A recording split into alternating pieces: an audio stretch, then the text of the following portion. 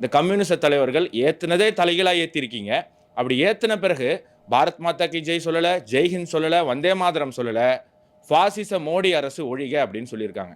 இதுக்கு நீங்க கம்யூனிஸ்ட் கட்சியினுடைய கொடியை ஏத்திட்டு அந்த ஒரு கோஷத்தை நீங்க இயக்கத்தினுடைய பேர் கொண்ட இன்னைக்கு இருக்கக்கூடிய தேசிய காங்கிரஸ் கட்சியில கூட தலைகீழா கொடி ஏற்றிருக்காங்க. கொடி ஏத்துனது கீழெல்லாம் வந்து விழுந்திருக்கு. இதெல்லாம் ஒரு பக்கம் இருக்கட்டும். ஆனா ஏத்தின பிறகு நீங்க என்ன முன்வைக்கிறீங்க?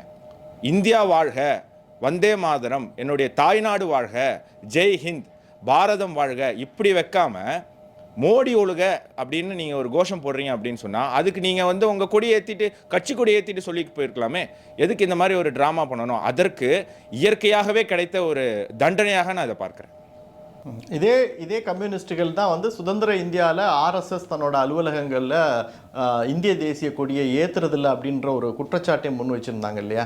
அதாவது 2001ஆம் ஆண்டுக்கு முன்பு வரைக்கும், maybe if I am not wrong, இந்தியாவில் இயர் மட்டும் இந்தியாவில் தேசிய கொடியை தனியார் இடங்களில், தனியார் நிறுவனங்களில், தனியார் அமைப்புகள் ஏற்றக்கூடாது. அரசு கட்டிடங்களில் அரசு அதிகாரிகள் மட்டுமே ஏற்றணும். இப்படி ஒரு அமைப்புகள் ஏற்றக்கூடாது. அரசு கட்டிடங்களில் அரசு அதிகாரிகள் மட்டுமே ஏற்றணும். இப்படி ஒரு சட்டம் இருந்தது.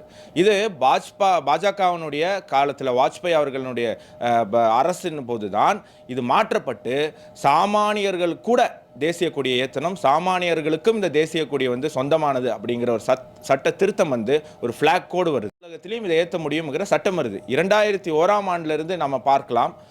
கண்டிப்பாக ஆண்டுதோறும் அது வந்து நாக்பூராக இருக்கலாம், சென்னையாக இருக்கலாம், எந்த ஆர்எஸ்எஸ் அலுவலகமாக இருக்கலாம், தேசிய கொடியை அவர்கள் ஏற்றியிருக்கிறார்கள், இன்னைக்கும் ஏற்றிருப்பார்கள். அப்படிங்கிறதுல மாற்று கருத்தே கிடையாது.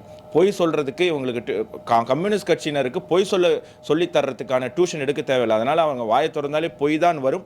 அந்த காலத்துல இருந்து இந்த காலம் வரைக்கும் உன்னையும் உங்க அப்பனையும் தாண்டா இந்த ஜனங்க நம்பிக்கிட்டு இருந்தது. இத்தனை வருஷமா சொன்ன கேட்டீங்களாடா? பலியாடா செத்தீங்களாடா? நமக்கு அரசியல் தான் முக்கியம். Politics no sentiment. எங்கள் மீது காவல்துறையை ஏவி விட்டு கூலி படத்தை பார்த்து குதூகலம் அடையும் இந்த ஹிட்லர் ஆட்சிக்கு முடிவு கட்டுவோம்.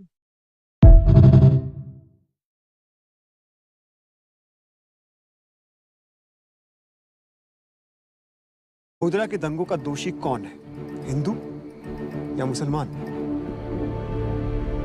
मुसलमान। क्या कहा आपने? यही सुनना चाहते हैं? मुसलमानों के लिए हिंदू दोषी और हिंदुओं के लिए मुसलमान, पर मेरी नजर में दोनों समुदाय इंसानियत के कटघरे में दोषी हैं। Violence has no religion and no religion has violence. Gujarat के सीएम किसके साथ?